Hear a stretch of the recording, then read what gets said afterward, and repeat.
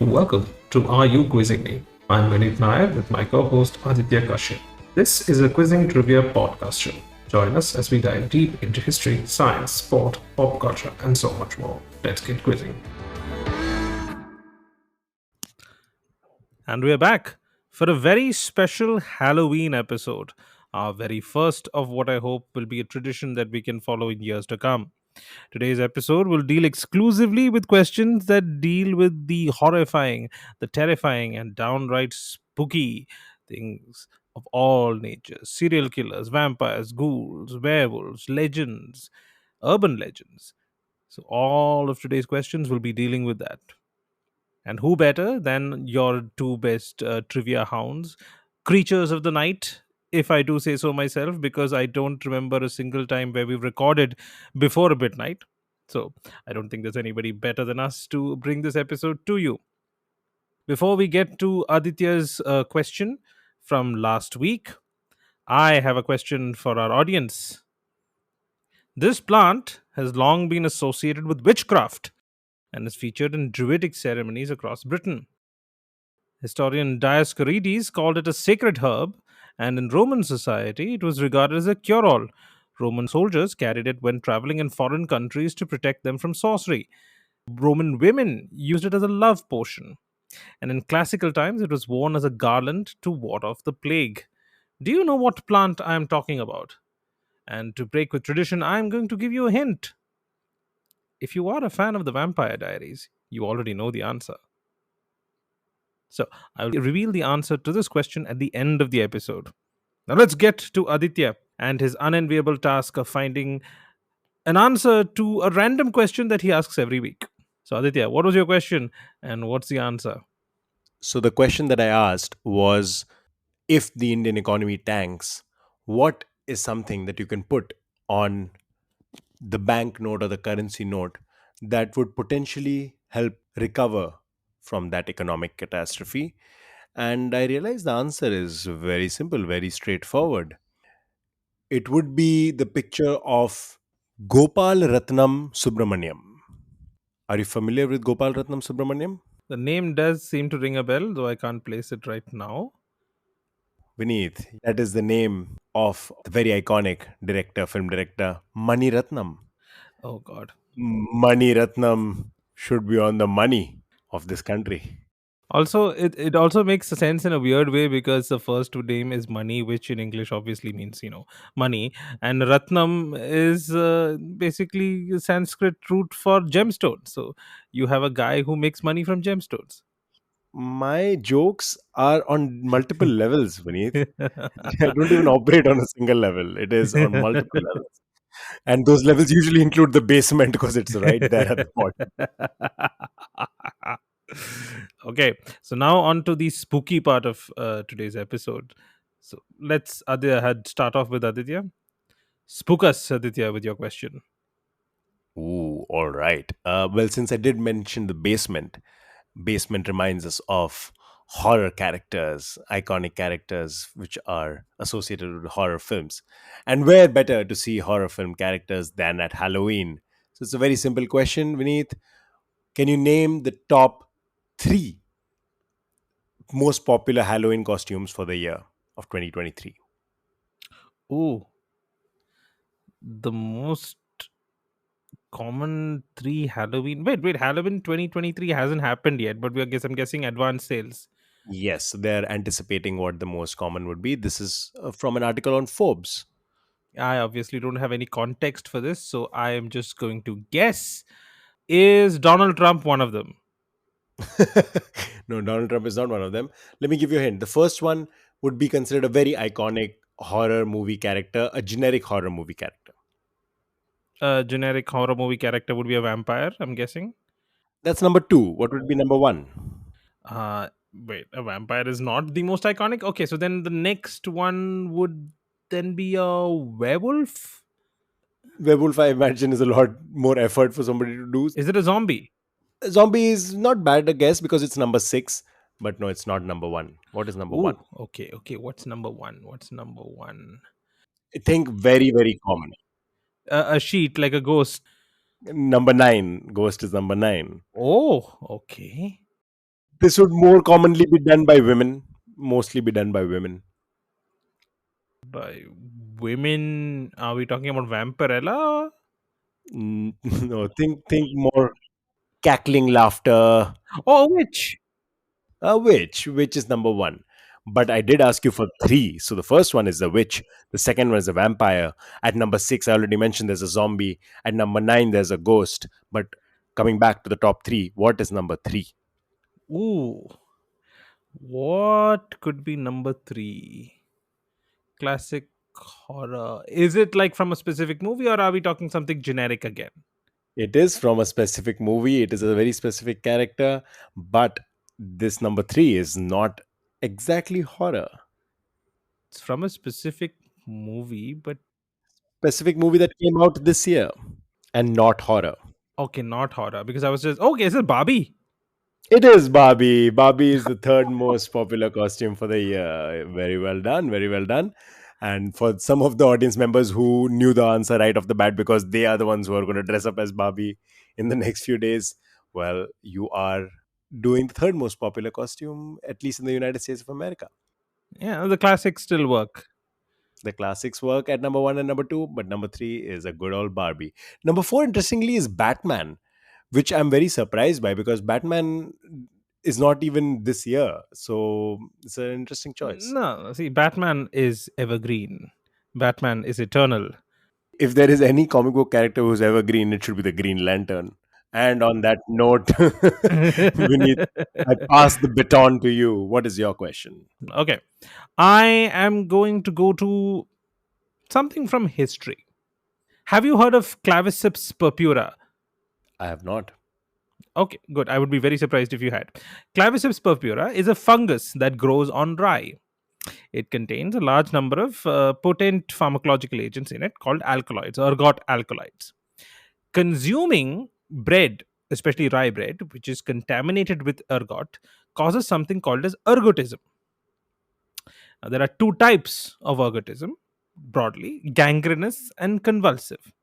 The former implies there is a dry gangrene on the limbs, and the latter, that is the convulsive type, includes tingling in the skin, vertigo, hallucinations, and tinnitus. Tinnitus is a ringing in your ears. Okay, all this basically has been the basis of a theory in a paper published in the 1970s about the effect of ergot in the 17th century at a particular location where the fungus grew rapidly due to the weather.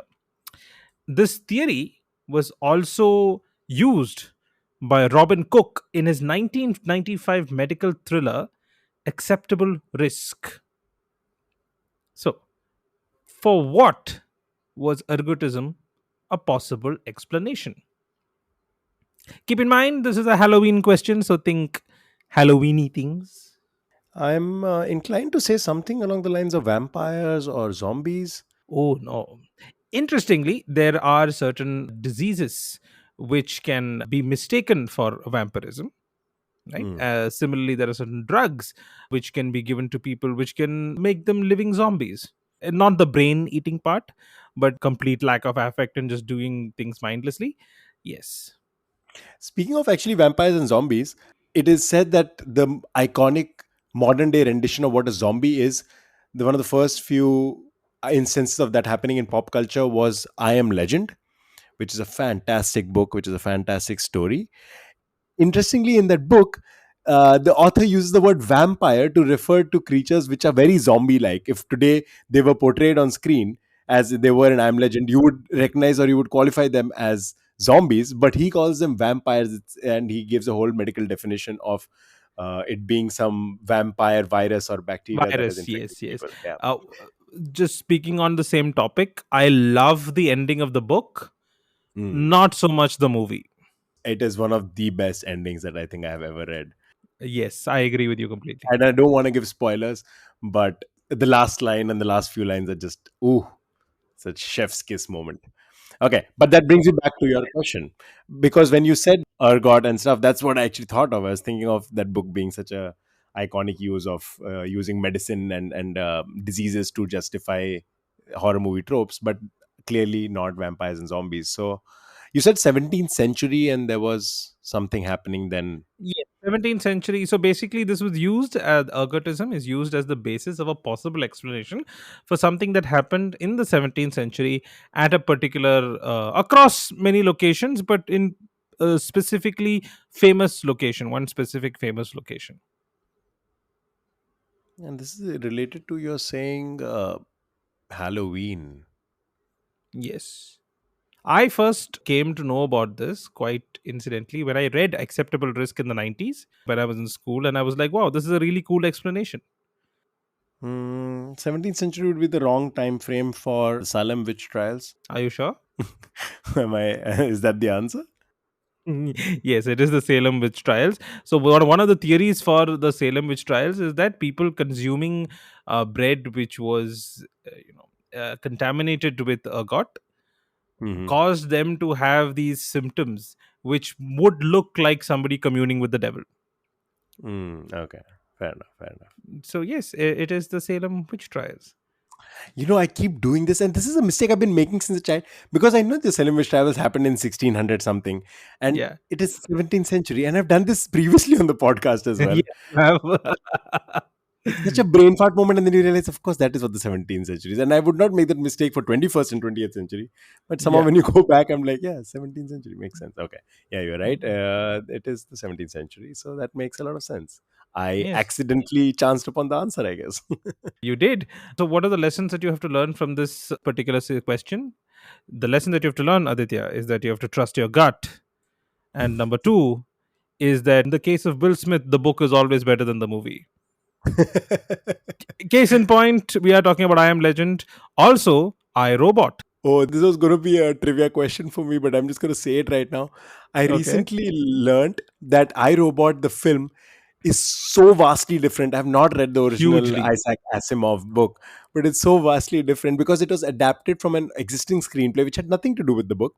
And the studio acquired the rights and they just kind of tried to fit it in. And hence, during the credits of the movie, it does not say adapted by or based off of.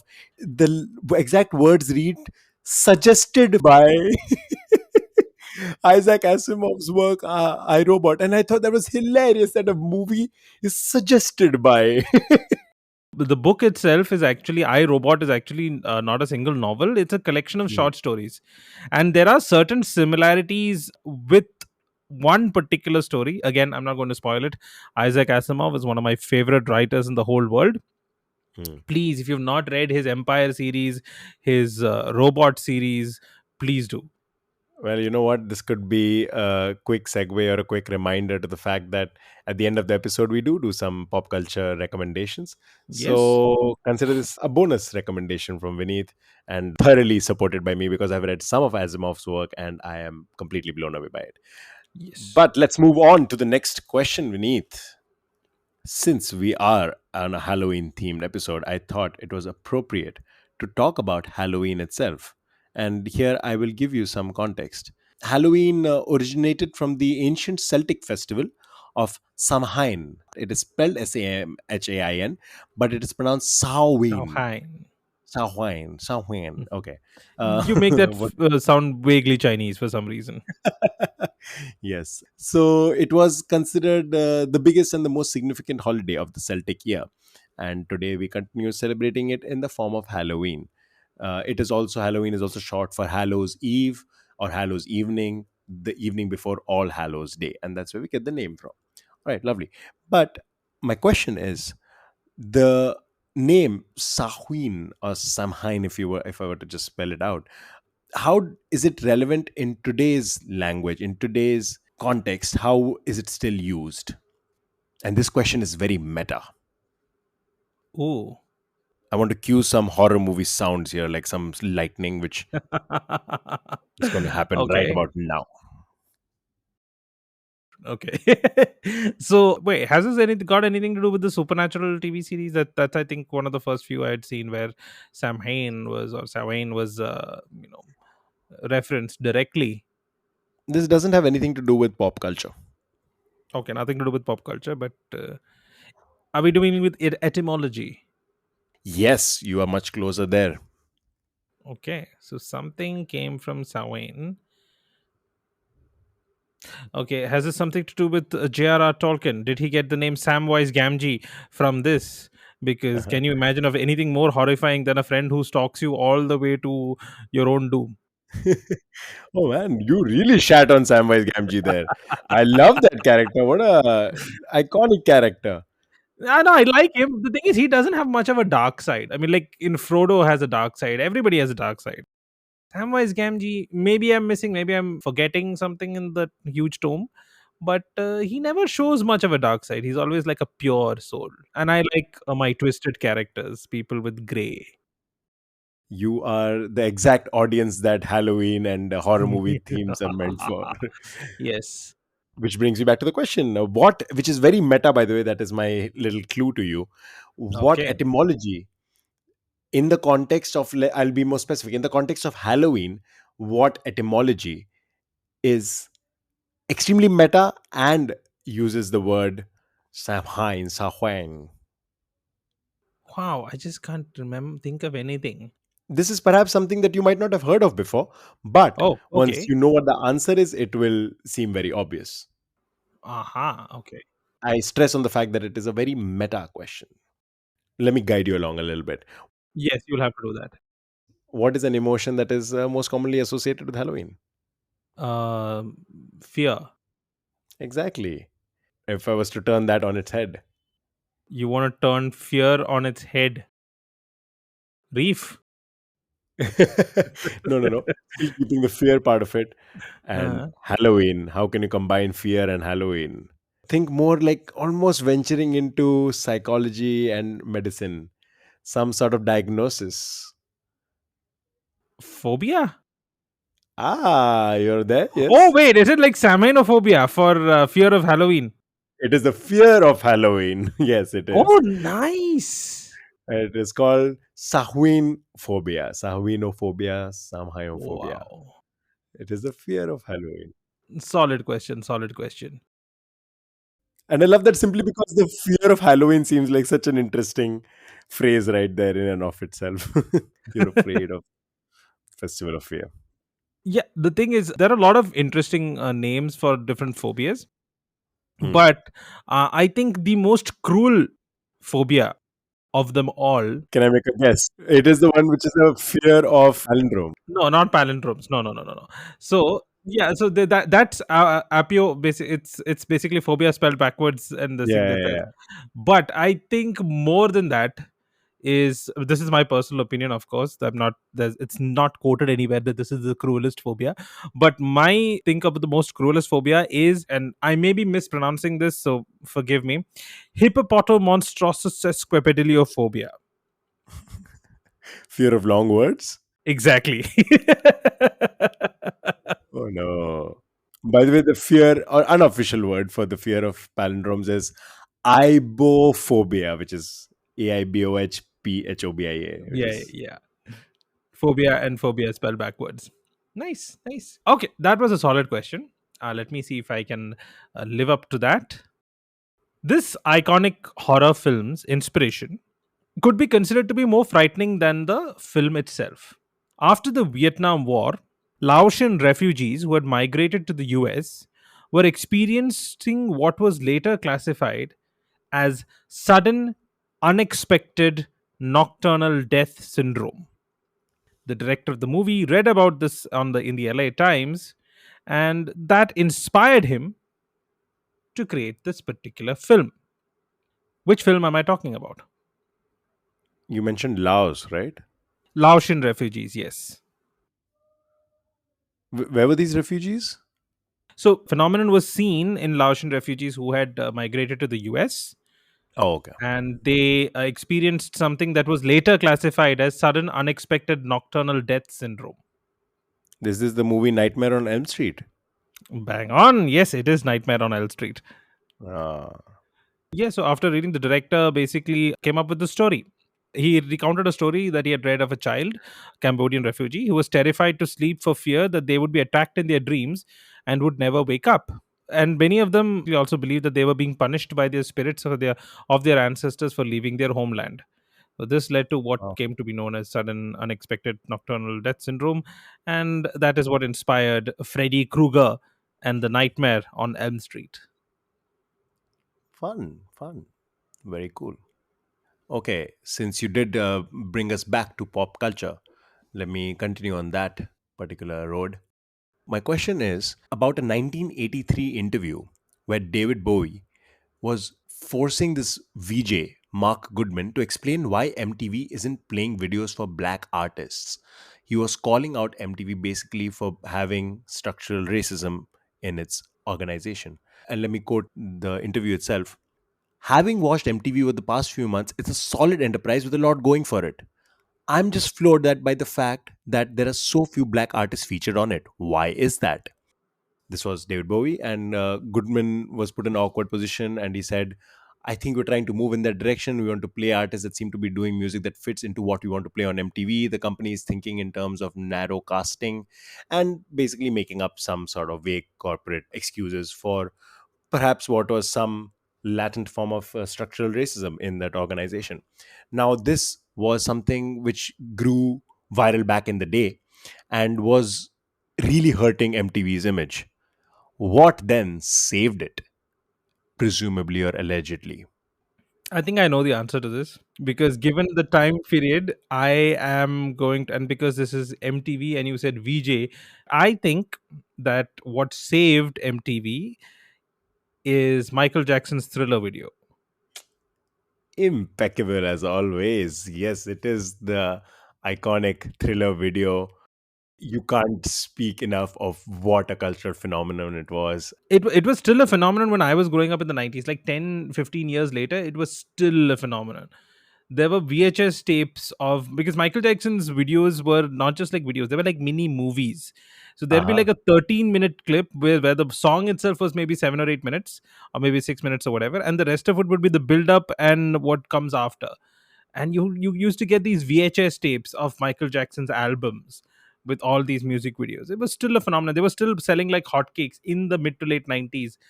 So I remember he was an everlasting phenomenon, the king of pop. Since I have broached the topic of Thriller, there is some additional trivia associated with it that I Ooh. would love to share. And this isn't in the form of a question, but hopefully it does tickle your trivia bone. There was an engineer, Bruce Swedian, who said that when he was contacted to do the music and sound effects for Thriller, he was tasked with getting the howls for it. He set up tape recorders around his Great Dane in a barn overnight and was planning on using that as a sound effect. Turns out his Great Dane was very quiet and did not make any sound. So when they managed to get nothing out of that pet, Michael Jackson at that point decided to do the howls himself. So he has done the howls on that music video by himself, and that isn't a recorded sound of any animal. There is some additional trivia actually, because you did mention that Michael Jackson's music videos were usually almost a short film in and of itself. Do you know who he contacted and after watching what to make that particular video? This is just a guess. I don't know this, but I would guess it would be George Romero after watching Night of the Living Dead. Fantastic guess, but no. This is another very iconic Hollywood film, a 1981 film. John Carpenter, The Thing. Ah, fantastic. Is the thing 1980 though? I believe the thing might be 1980.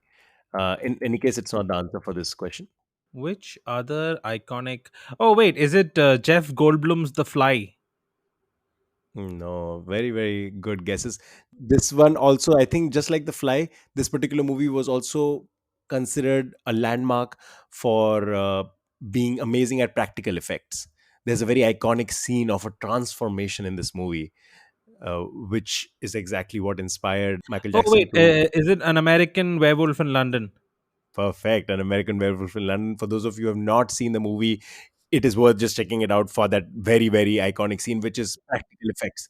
It still holds up, and this is back in 1980s, which is saying something. The fact is that these many effects from movies which were done practically in the 80s look better today than the CGI that we're used to. There's something very tactile about the kind of special effects that they had. You could actually feel some of it. Hmm.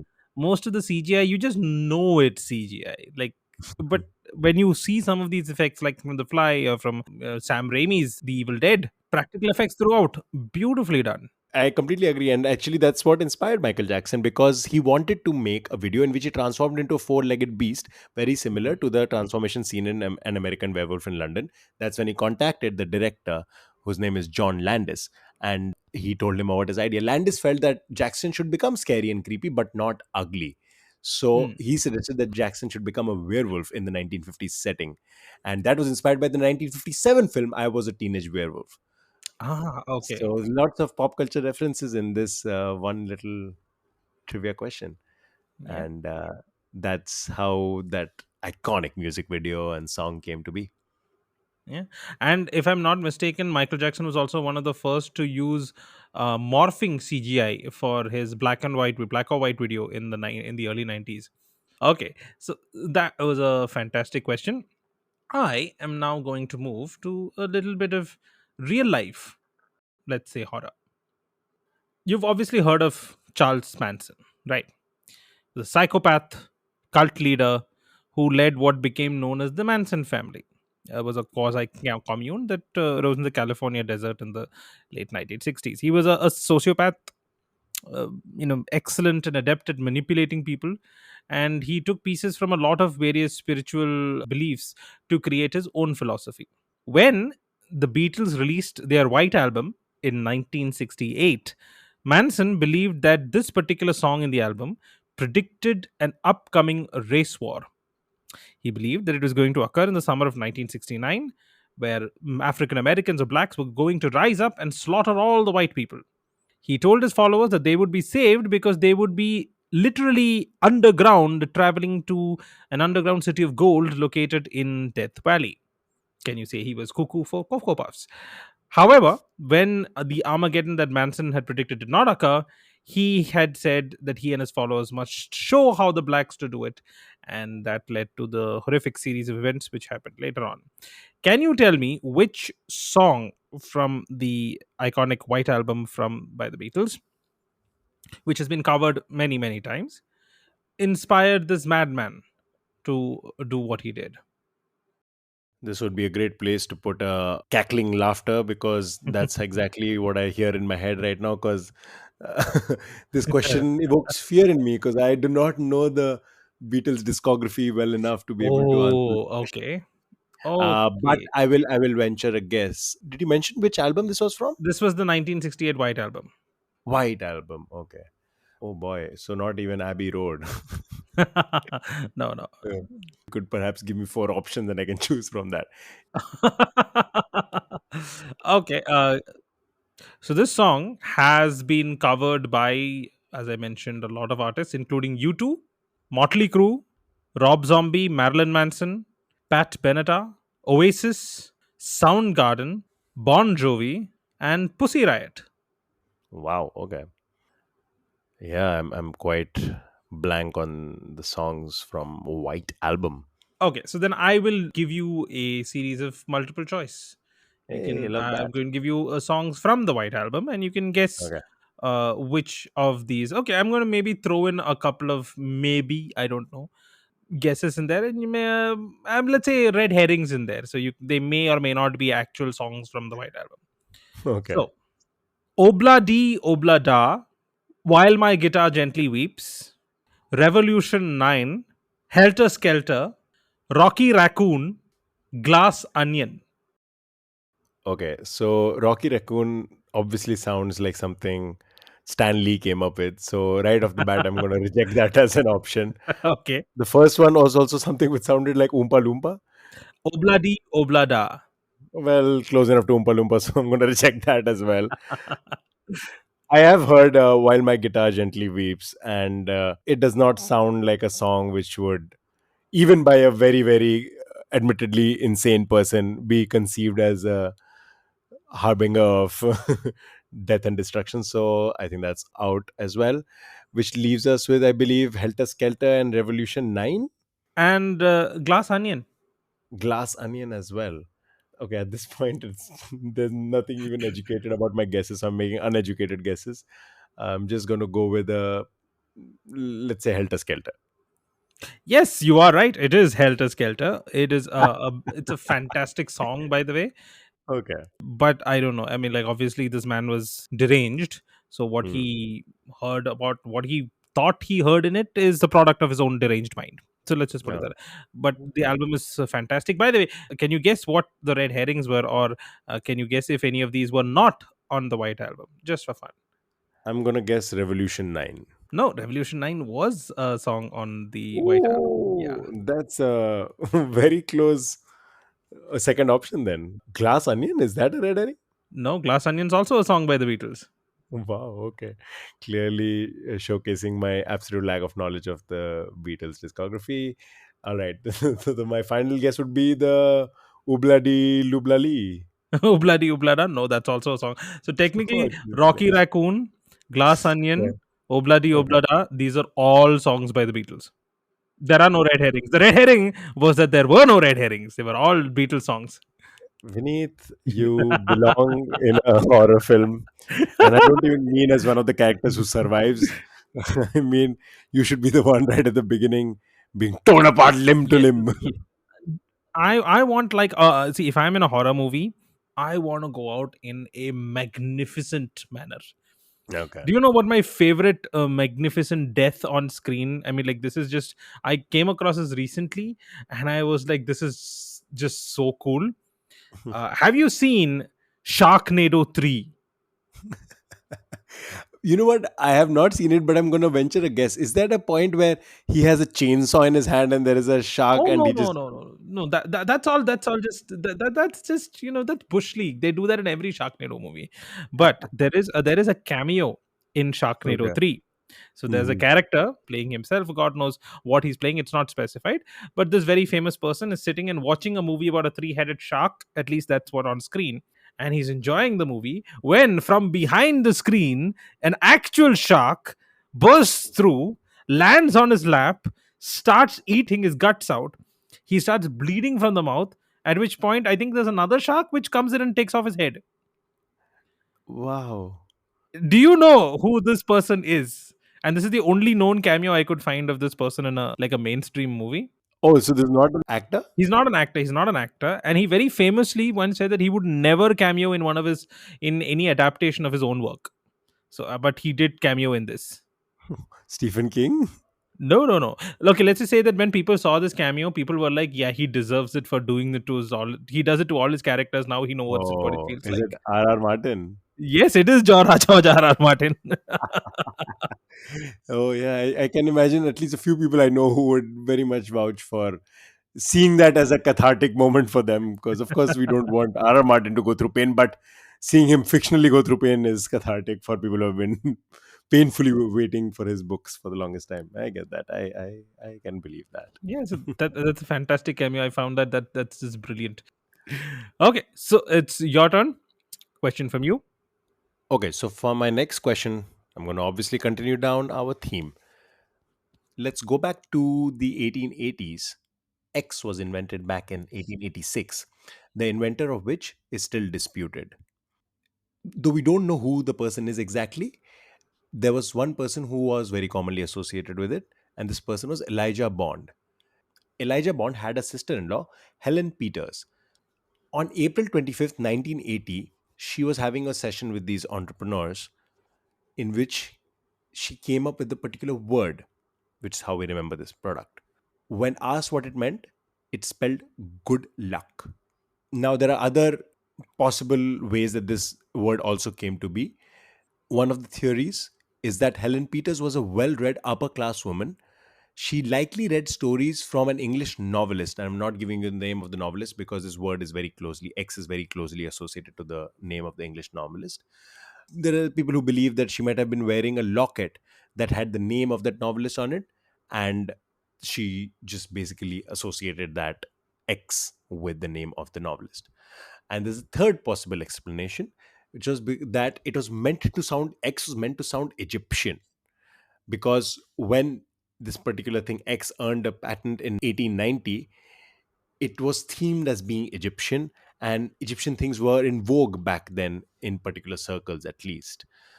So We're not sure what who the inventor of X is or where X gets its name exactly from, but here are the leading theories. Can you make a guess as to what X is? It's the Ouija board or the Ouija board. Ooh, that was so freaking fast. Oh boy. Wow, I thought I had masked enough information there, but nothing stops beneath, clearly. No, to be fair, I had attended a quiz recently where the quizmaster had put up the exact same trivia. Ah, And I did not know the answer, but that one of my teammates on the, who was playing along with me in the same team, she knew. So okay. that's how I came to know, and that's how I was able to guess this quickly. I Shout out to Annie, Aniruddha Sen Gupta. It was his question, so because of him, I know this. Well, thank you, Aniruddha, for bringing it to light for all us trivia enthusiasts. But let me just give you one more piece of trivia associated to the Ouija board. Um, and by the way, the Ouija board, for anybody who might not know, is this particular board which was invented, quote unquote, back in the 1880s, 1870s. And it was meant to be a medium through which you could talk to spirits and those who are long dead. Obviously is in the realm of pseudoscience, but it still has a massive following even till this day. Ouija is actually a trademark name by Hmm. Hasbro today, but is also used very generically to refer to any of these boards which people use to talk, quote unquote, talk. There's another little piece of trivia associated with it. In 1966, Parker Brothers overtook Hmm. this company which was making Ouija, and that same year it outsold Monopoly. 2.3 million units were sold in that year, and it outsold Wow. Monopoly. I believe one of the only times where a board game has outsold Monopoly, if I'm not wrong. Wow. Yeah. That's fascinating.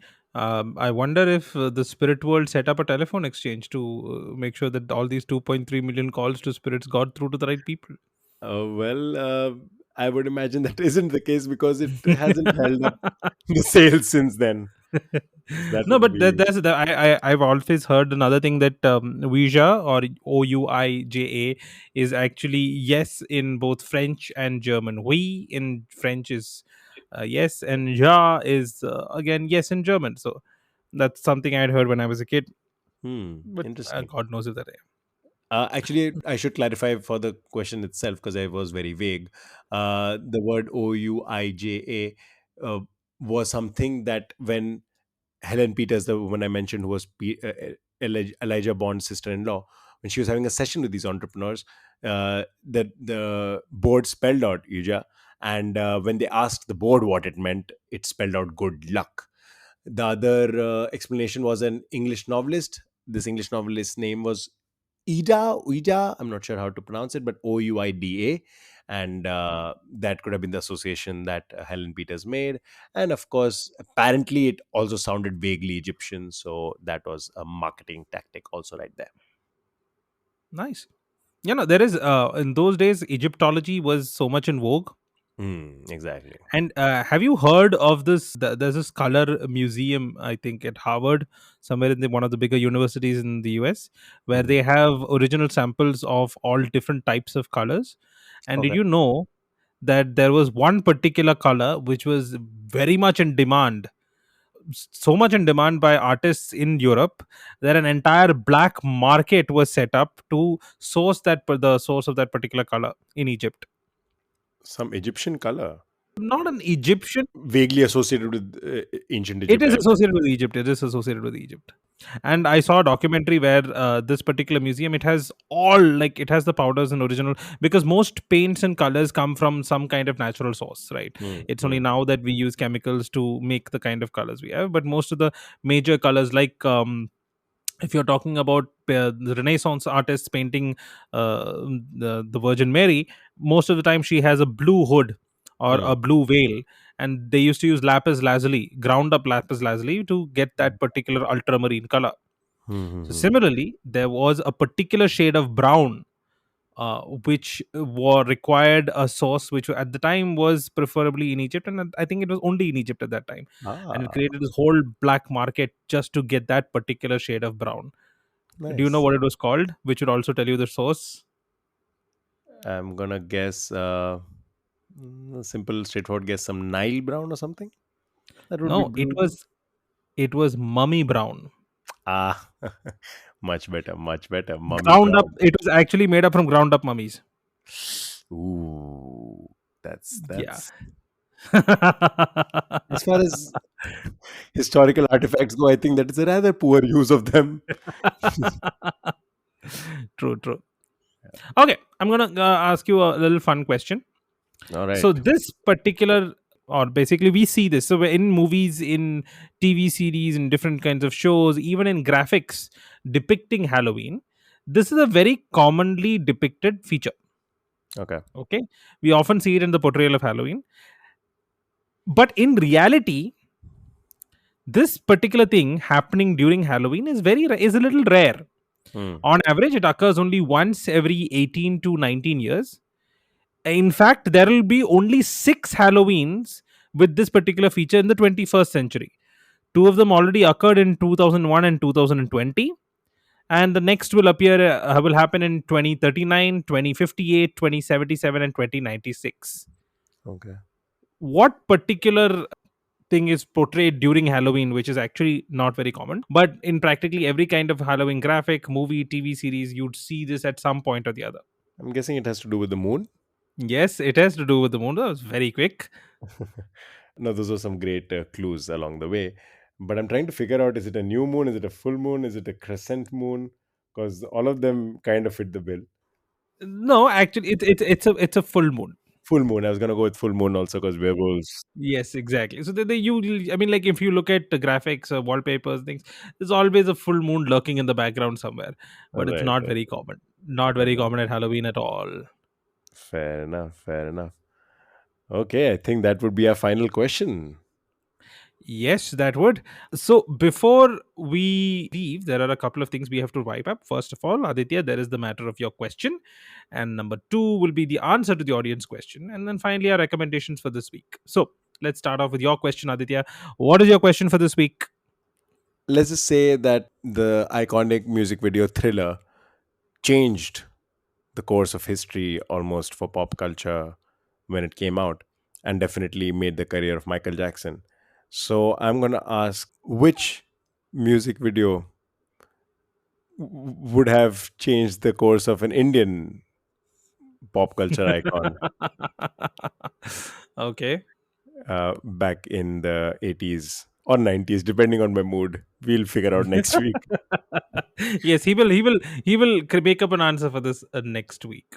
Right. So going back to my question, which I asked at the beginning of today's episode, this plant, which has long been associated with witchcraft, has been featured in many druidic ceremonies across Britain. Dioscorides called it a sacred herb.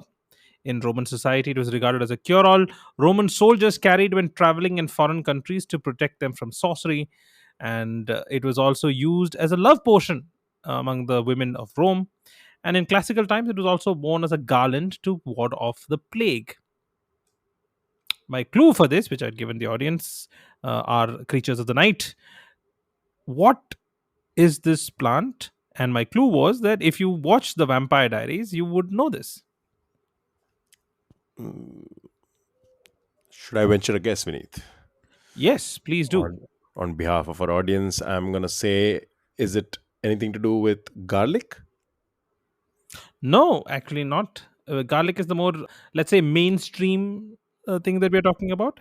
But no, this is the first time I saw it. And to be honest, I have watched the Vampire Diaries. Not something I usually say out in public much, but I have watched it. It is a quite engaging series at times.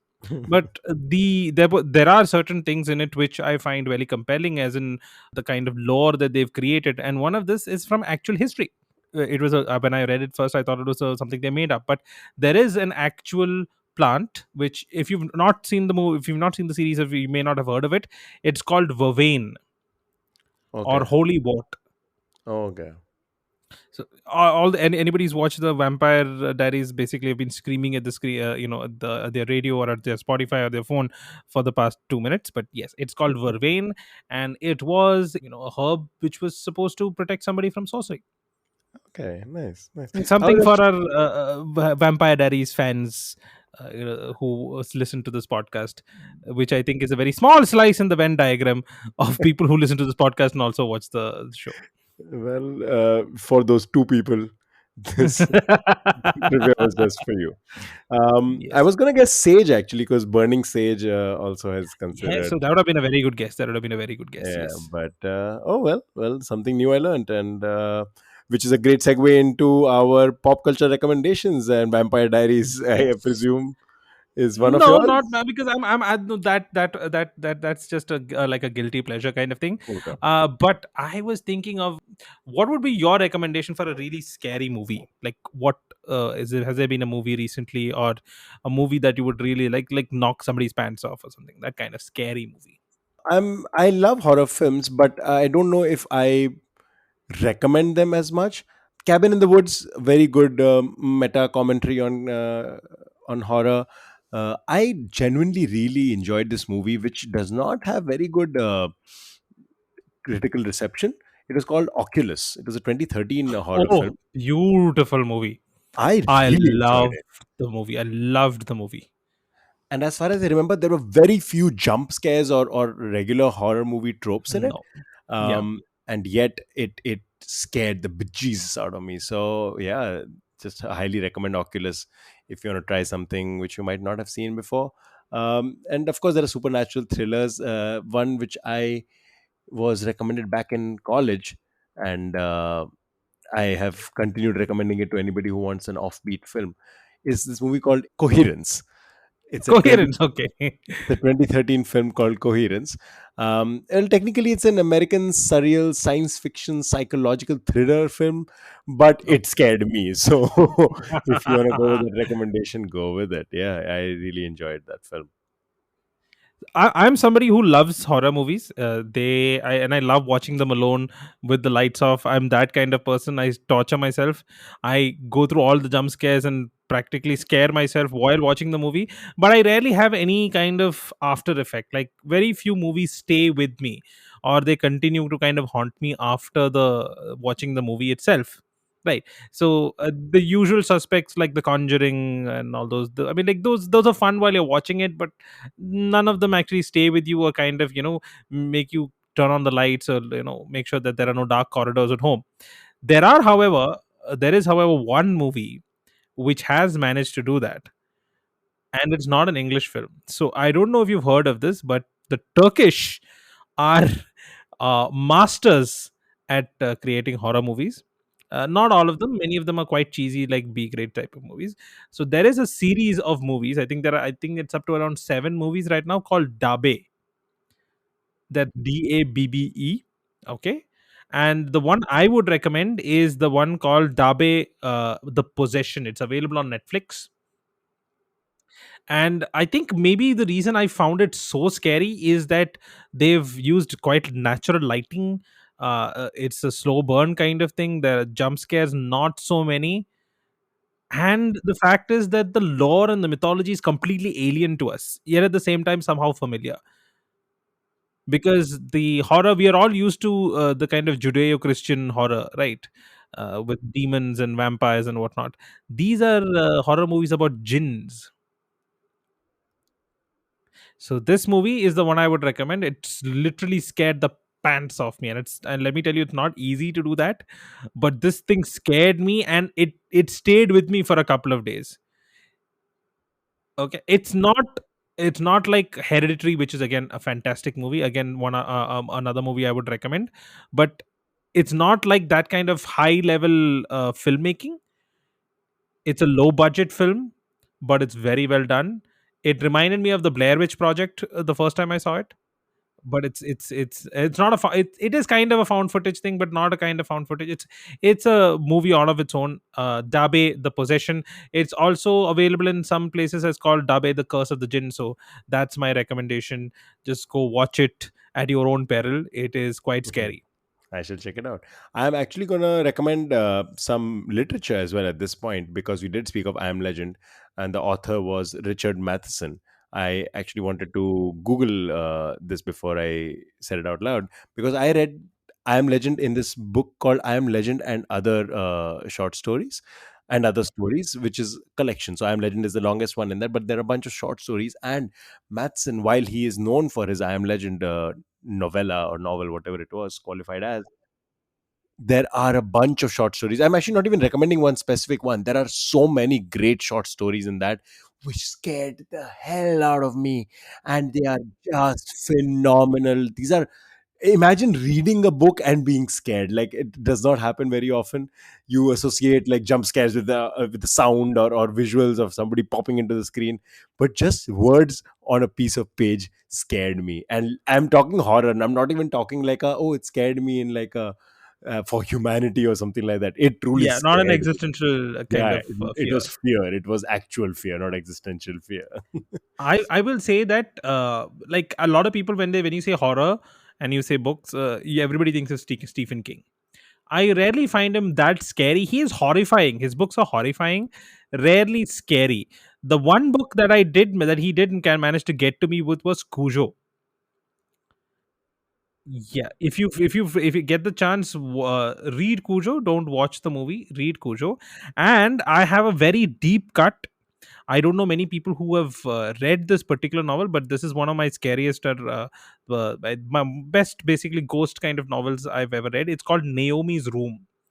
It's from a not very well known author. His name is Jonathan Aycliffe. He's an Irish author. He wrote this book called Naomi's Room, and it is one of my favorite, uh, you know, books of all time when it comes to horror. And let me just recommend one podcast. This is Real World Horror, actually, because it is quite horrifying. There is a BBC Radio 4 podcast, more like a radio play on Nuremberg, on the Nazi trials. I highly recommend it. It is not an easy listen, but it's definitely, I think it's one thing that we should never forget, that people who perform these kind of acts are just ordinary human beings. They're not people with horns or any, but they don't look any different, or they don't but then you and I, it could be somebody just walking along the street. So that kind of horror aspect is brought quite well with this. It's a documentary, but it is definitely worth watching. Sorry, hearing. It's a podcast. on that It's very BBC somber Radio 4. on that very somber note of, the demon was always inside of you. Yes. uh, we wrap up this podcast. Thank everybody for listening. Okay, okay, fine. Yeah, that's all for this episode. Like he said, thank you all for listening in. We hope you enjoyed the show and learned something new. If you like what you heard, and I know you did, please subscribe to our podcast and leave us a review on whichever platform you're on right now. Right, a lot of people just listen, they don't leave reviews, and they don't subscribe. So please subscribe, leave us a review, a 5-star review. It will take you literally 2 seconds. It helps us a lot. It helps us reach a wider audience. It allows more people to discover the show, to enjoy the show, and we'd also like you to spread the love. Recommend this podcast to your friends, right? Anybody with a little time to spare. We'd also love to hear from you. Feedback, suggestions, trivia, and if you have questions that you want asked on the show, just send it to our email address, which is ruquizzingme@gmail.com.